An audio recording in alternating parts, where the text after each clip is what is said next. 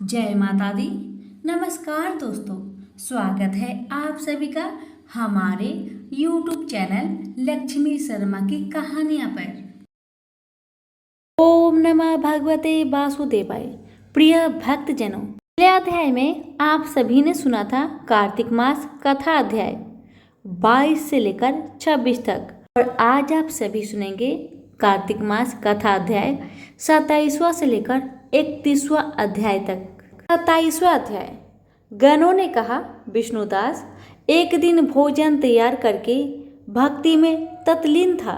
कोई उसका भोजन चुरा कर ले गया, लेकिन सायंकाल की आराधना हो सके और व्रत भंग ना हो, इसलिए उसने दोबारा भोजन तैयार नहीं किया।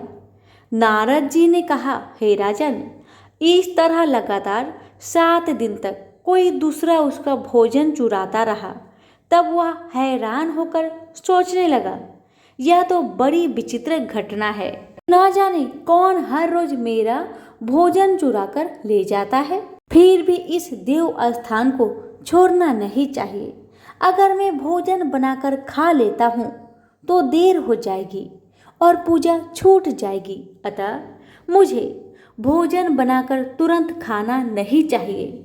बिना भगवान को भोग लगाए वैष्णव को भोजन नहीं करना चाहिए। अगर 7 दिन बिना भोजन के बीत गए तो आज का दिन एक और सही। आज मैं भली भांति भोजन की रक्षा करूंगा और देखूंगा कि हर रोज इसे कौन चुरा कर ले जाता है। ऐसा सोचकर विष्णुदास भोजन तैयार करके भोजन के पास ही छिप कर बैठ गया। उसने थोड़ी देर बाद देखा कि वहां पर एक चंडाल आया, जिसका शरीर बहुत दुर्बल था। उसके शरीर पर केवल चमड़ी ही चमड़ी दिखाई देती थी। जब वह चांडाल भोजन चुराकर चल दिया तो विष्णुदास ने उसे पुकारा, हे भाई, यह रूखा भोजन ले जाकर क्या करोगे? घी तो लेते जाओ। ऐसा कहकर वह श्रेष्ठ ब्राह्मण आगे को बढ़ा। विष्णुदास को अपनी ओर आता देखकर वह चांडाल तेजी से दौड़ने लगा। वह ब्राह्मण से डर गया, लेकिन दुर्बलता के कारण दौड़ न सकता था। अतः वह भूमि पर गिर पड़ा और मूर्छित हो गया।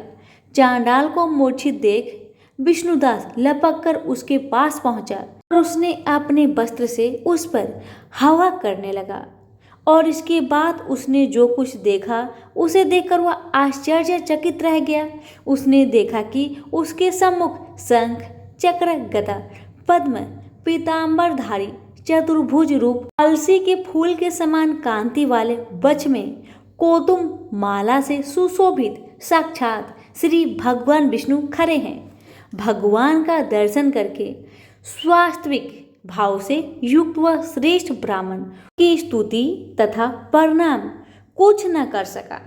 वहीं पर सब इंद्र आदि देवता भी उपस्थित हो गए और गंधर्व तथा अप्सराएं आकर गीत गान करने लगी तथा नृत्य करने लगी। ब्राह्मण उन्हें प्रणाम करने के लिए जैसे ही उतावला हुआ, वैसे ही वह संपूर्ण देव, गंधर्व और अप्सराएं आ गई।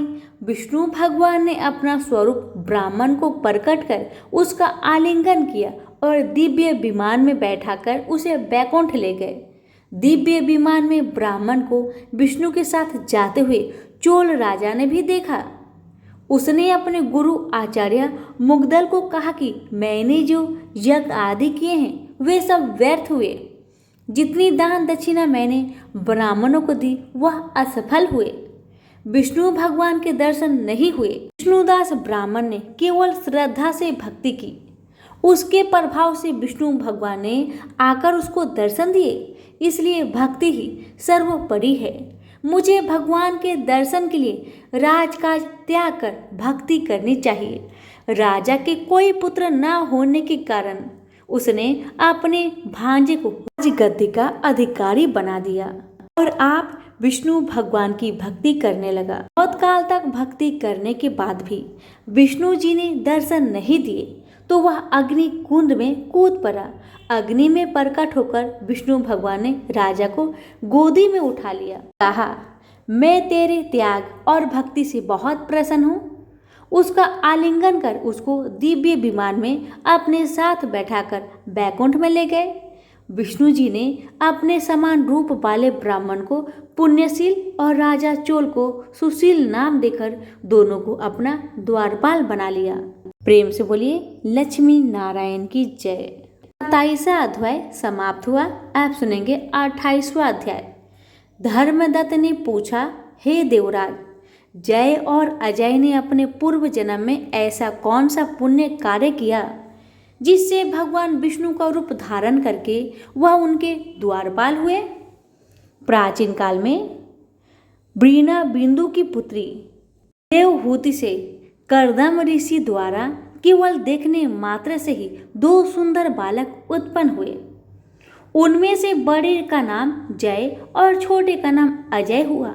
बाद में देवहूति के गर्भ से कपिल देव जी भी हुए और अजय दोनों ही विष्णु जी के बड़े भक्त और धर्मात्मा थे। दोनों ही नित्य प्रति अष्टाक्षर मंत्र का जाप करते रहते थे और विष्णु भगवान का व्रत भी करते थे। भगवान इन दोनों भाइयों पर अत्यंत प्रसन्न थे और नित्य पूजा के समय इनको दर्शन दिया करते थे। एक बार राजा के निमंत्रण और देव ऋषि नारद जी गणों सहित राजा के यज्ञ में पधारे। उस यज्ञ में जय ने ब्रह्मा और अजय ने पुरोहित बनकर यज्ञ को संपूर्ण करवाया। यज्ञ की विधि पूर्वक समाप्ति हुई। मारुत राजा ने जय और अजय को बहुत सा धन दिया। वह दोनों भाई दक्षिणा लेकर अपने आश्रम में आए। धन का बंटवारा करते समय दोनों भाइयों का आपस में झगड़ा हो गया। जय ने अजय से कहा कि धन का बराबर बराबर भाग होना चाहिए। अजय ने कहा, जितना धन जिसको मिला है उतना धन उसका ही है। तब जय ने क्रोध में को श्राप दिया कि तुम धन लेकर नहीं देना चाहते हो, इसलिए तुम ग्राह हो जाओ। अजय ने जय का दिया हुआ श्राप को स्वीकार कर लिया और जय को श्राप दिया कि तू अभिमानी है, इसलिए हाथी हो जा। जब नियम पूर्वक दोनों की पूजा का समय भगवान उनको दर्शन देने के लिए आए तो दोनों ने भगवान से श्राप मोचन का उपाय पूछा। दोनों ने प्रभु से कहा, हे देव, हम दोनों आपके भक्त हैं, मगर हम हाथी व ग्राह की योनि में कैसे होंगे? हे कृपा सागर, श्राप से हमारा उद्धार कीजिए। भगवान विष्णु ने कहा, मेरे भक्तों की वाणी कभी असत्य नहीं होती। यमराज भी इनको अन्यथा नहीं कर सकते। पूर्व काल में मुझे भक्तराज प्रहलाद के कहने पर स्तंभ से प्रकट होना पड़ा था और राजा अम्बरीश के कहने पर 10 अवतार लेने पड़े थे। अतः तुम दोनों अपने श्रापों को भोग कर मेरे लोक को प्राप्त होगे।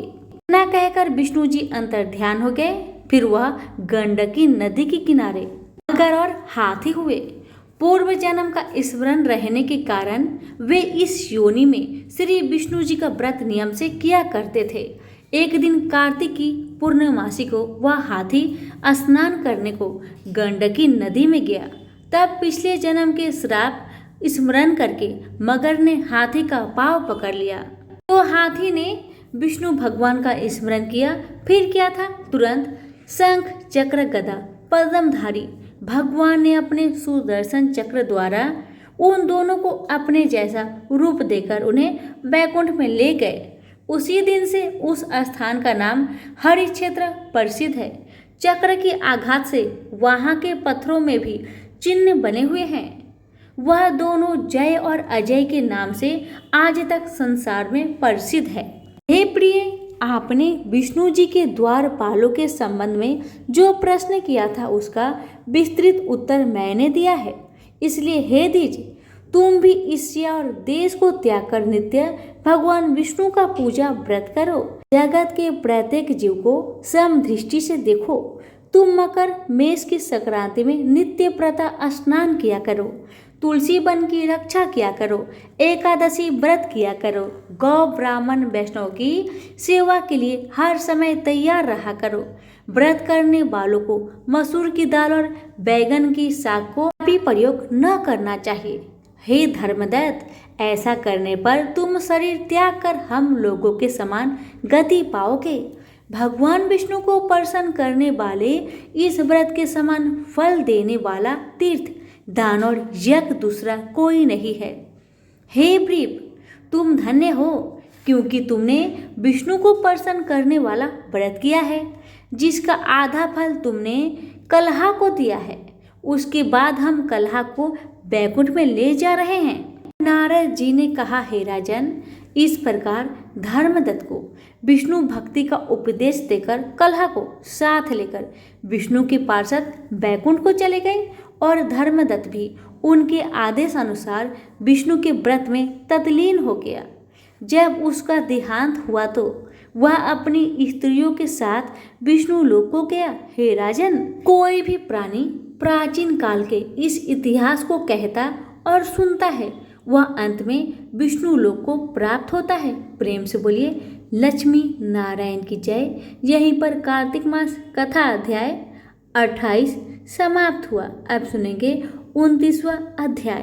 राजा पृथु ने कहा, हे नारद जी, आपने कलहा से जिस प्रकार मुक्ति पाई, यह सारी कथा हमको सुनाई है, मैंने भली प्रकार सुनी है। हे ऋषि प्रवर, यह काम उन 2 नदियों के प्रभाव से हुआ था। कृपा करके मुझे यह बताने की कृपा कीजिए। कृष्णा नदी साक्षात भगवान श्री कृष्णचंद्र जी महाराज का शरीर और वेणी नामक नदी भगवान शंकर का शरीर है। इन दोनों नदियों के संगम का महात्म्य श्री ब्रह्मा जी भी वर्णन करने में असमर्थ है। फिर भी चूंकि आपने पूछा है, अतः आपको इनकी उत्पत्ति का वृत्तांत सुनाऊंगा। ध्यान से सुनिए। आचसु मनवंतर के आरंभ में श्री ब्रह्मा जी ने स्वः पर्वत के शिखर पर यज्ञ करने का निश्चय किया। वह सब देवताओं, भगवान विष्णु और शंकर जी सहित यज्ञ की सामग्री लेकर उस पर्वत के शिखर पर गए। तब महर्षि भृगु आदि ऋषियों ने ब्रह्म मुहूर्त में उन्हें दीक्षा देने का विचार किया। इसके बाद उन्होंने श्री ब्रह्मा जी की पत्नी द्वारा को बुलावा भेजा। वह बड़ी आहिस्ता से आ रही थी। इसी बीच में भृगु जी ने विष्णु जी से पूछा, हे प्रभु, आपने द्वारा को शीघ्रता से बुलाया था, वह क्यों नहीं आई? ब्रह्म मुहूर्त टल गया। इस पर भगवान विष्णु ने कहा, यदि द्वारा यथा समय यहाँ पर न आए तो आप गायत्री को ही स्त्री मानकर दीक्षा विधान कर दीजिए। क्या गायत्री पुण्य कर्म में ब्रह्मा की स्त्री नहीं हो सकती? नारद जी बोले, भगवान शंकर ने भी विष्णु जी की बात का समर्थन किया। यह बात सुनकर भृगु जी ने गायत्री को श्री ब्रह्मा जी की दाई ओर बैठाकर दीक्षा विधान आरंभ कर दिया। ऋषि मंडल गायत्री को दीक्षा दे ही रहा था कि इतने में द्वारा भी यज्ञ मंडप पर आ पहुंची। ब्रह्मा जी के पास गायत्री को बैठा देखकर ईर्ष्या से क्रोधित होकर द्वारा ने कहा, जहां अपूज्यों की पूजा होती है और पूज्यों की अप्रतिष्ठा होती है, वहां पर दुर्भिक्ष, मृत्यु तथा भय तीनों अश्वमेघ हुआ करते हैं। यह गायत्री ब्रह्मा जी की दाई ओर तथा मेरे स्थान पर बैठी है। यह अदृश्य बहने वाली नदी होगी। आप लोग ने अविचार से इसे जो मेरा स्थान पर बैठाया है, इससे आप भी सबके जल रूप में नदियां होंगे। नारद जी ने राजा पृथु से कहा, हे राजन, इस तरह त्वरा के श्राप को सुनकर गायत्री मारे क्रोध के लाल भभूका होकर अपने होठ काटने लगी। देवताओं के मना करने पर भी उसने उठकर त्वरा को श्राप दे डाला। गायत्री ने कहा, ब्रह्मा जी जैसे तुम्हारे पति हैं, वैसे ही मेरे भी पति हैं। तुमने व्यर्थ ही श्राप दिया है, अतः तुम भी नदी हो जाओ। नारद जी ने कहा, तब तो देवताओं में भी खलबली सी मच गई। वह त्वरा को दंडवत करके करने लगे, हे देवी, तुमने जो ब्रह्मा आदि सब देवताओं को श्राप दिया है, इससे यदि हम सब जल रूप नदियां हो जाएंगे तो फिर निश्चय ही यह तीनों लोग न बच पाएगा, क्योंकि यह श्राप तुमने बिना विचारे दिया है, अतः तुम इसे वापस ले लो। त्वरा ने कहा, हे देवता गणों, आपने यज्ञ के आरंभ में गणेश पूजन नहीं किया है, इसलिए यह विघ्न उपस्थित हुआ है। मेरा यह श्राप कभी खाली नहीं जा सकता। इसलिए आप सब अपने अंगों से जड़ीभूत होकर अश्वमेव नदियां बनोगे। हम दोनों सौतन भी अपने अपने अंशों से पश्चिम में बहने वाली नदियां बनेंगे। नारद जी ने पृथु से कहा। त्वरा के यह वचन सुनकर सभी देवता विष्णु शंकर आदि अपने अपने अंशों से नदियां बन गए। भगवान विष्णु के अंश से कृष्ण, भगवान शंकर के अंश से वेणी तथा श्री ब्रह्मा जी के अंश से कुदुम्बती नाम वाली नदियां उत्पन्न हो गई। सभी देवताओं ने अपने अंशों को जड़ बनाकर वहीं स्वाहा पर्वत पर फेंक दिया। फिर उन लोगों के अंश अलग अलग नदियां के रूप में बहने लगे। देवताओं के अंशों से हजारों की संख्या में पश्चिम वाहिनी नदियां उत्पन्न हो गई। गायत्री और त्वरा दोनों पश्चिम वाहिनी नदियां होकर एक साथ बहने लगी। उन दोनों का नाम सावित्री पड़ा। ब्रह्मा जी ने यज्ञ स्थल पर भगवान विष्णु और शंकर जी की स्थापना की। दोनों देवता महाबल तथा अति बल के नाम से विख्यात हुए। हे राजन, कृष्ण और बेनी नदी की उत्पत्ति की यह वर्णन जो मनुष्य सुनेगा उसे नदियों के दर्शन और स्नान का फल प्राप्त होगा। प्रेम से बोलिए लक्ष्मी नारायण की जय। यहीं पर कार्तिक मास कथाध्याय 29 समाप्त हुआ। आप सुनिए 30वां अध्याय। भगवान कृष्ण ने कहा, हे प्रिया, नारद जी के वचन सुनकर महाराज पृथु बड़े विस्मित हुए। अंत में उन्होंने नारद जी का पूजन करके उनको विदा किया। इसलिए माघ, कार्तिक और एकादशी यह 3 व्रत मुझे अत्यधिक प्रिय है। वनस्पतियों में तुलसी, महीनों में कार्तिक, तिथियों में एकादशी और क्षेत्रों में श्री प्रयाग मुझे बहुत प्रिय है। जो प्राणी जितेंद्रिय होकर इनका सेवन करता है वह यज्ञ करने वाले मनुष्य से भी अधिक प्रिय लगता है। जो प्राणी विधि से इनकी सेवा करते हैं उनके मेरे अनुग्रह से सब पाप दूर हो जाते हैं। भगवान श्री कृष्ण के वचन सुनकर सत्यभामा ने कहा, हे नाथ, आपने यह बात बड़ी आश्चर्यजनक कही है कि दूसरे के लिए पुण्य के फल से कलह की मुक्ति हो गई। यह प्रभावशाली कार्तिक मास आपको अधिक प्रिय है कि जिससे पतिद्रोह का पाप केवल स्नान के पुण्य से ही नष्ट हो गया। दूसरे मनुष्य द्वारा किया हुआ पुण्य उनके देने से कैसे मिल जाता है, यह आप मुझे बतलाइए। तब भगवान श्री कृष्ण ने कहा, बिना दिया हुआ पुण्य और पाप जिस कर्म द्वारा मिलता है सो सुनो। सतयुग में देश, ग्राम तथा कुलों को दिया पुण्य या पाप मिलता था, किंतु कलयुग में केवल कर्ता को ही पाप और पुण्य का फल भोगना पड़ता है। सत्संग न करने पर भी वह व्यवस्था की गई है और संग से जैसे पाप और पुण्य दूसरे को मिलते हैं उसकी व्यवस्था भी सुनो। पढ़ाना, यज्ञ कराना और एक साथ भोजन करने से पाप पुण्य का आधा फल मिलता है। एक आसन पर बैठने तथा सवारी पर चढ़ने से, श्वास के आने जाने से पुण्य व पाप का चौथा भाग प्राणी मात्र को मिलता है। स्पर्श करने, भोजन करने और दूसरे की स्तुति करने से पुण्य और पाप का 6वां भाग मिलता है। दर्शन करने, सुनने तथा ध्यान करने से मनुष्य को पुण्य और पाप का 10वां अंश मिलता है। दूसरे की निंदा, चुगली और धिक्कार करने से उसका 7वां भाग मिलता है। पुण्य करने वाले मनुष्य की जो कोई सेवा करता है वह सेवा का भाग लेता है और अपना पुण्य उसे देता है। नौकर और शिष्य के अतिरिक्त जो मनुष्य दूसरे की सेवा करवाकर उसे पैसे नहीं देता तो वह सेवक उसके पुण्य का भागी हो जाता है। पंक्ति में बैठे हुए भोजन करने वालों को पत्तल में जो व्यक्ति लांघता है वह उसे, जिसकी पत्तल उसने लांघी है, अपने पुण्य का 6वां भाग देता है। स्नान तथा ध्यान आदि करते हुए मनुष्य जो व्यक्ति बातचीत करता है या उसे स्पर्श करता है वह अपने पुण्य का 6वां भाग दे डालता है। जो मनुष्य धर्म काम के लिए दूसरे से धन मांगता है पुण्य का भागी होता है। उसी तरह जिस तरह कि दीन दान करने वाला पुण्य का भागी होता है, जो मनुष्य धर्म का उपदेश करता है और पश्चात श्रोता से याचना करता है, वह अपने पुण्य का छठा भाग उसे देता है। जो मनुष्य दूसरों का धन चुराकर उससे धर्म करता है, वह चोरी का फल भोगता है और शीघ्र ही निर्धन हो जाता है। और जिसका धन चुराता है वह पुण्य का भागी होता है। बिना ऋण उतारे जो मनुष्य मर जाता है, उसको ऋण देने वाले सज्जन पुण्य के भागी होते हैं। शिक्षा देने वाला, सलाह देने वाला, सामग्री को जुटाने वाला तथा प्रेरणा देने वाला, वे पाप और पुण्य के छठे भाग को प्राप्त करते हैं।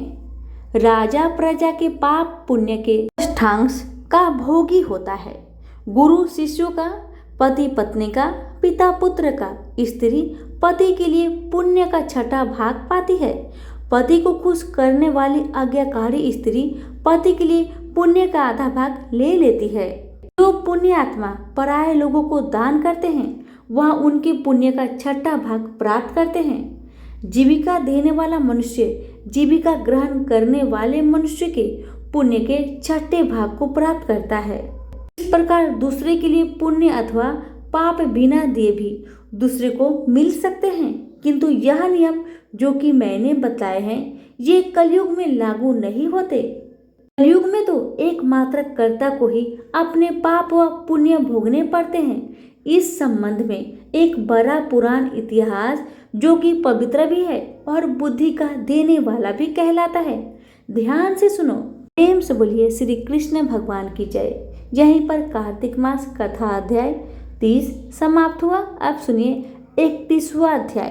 भगवान श्री कृष्ण बोले, प्राचीन काल में उज्जैन में एक महापापी और दुरात्मा धनेश्वर नामक ब्राह्मण रहता था।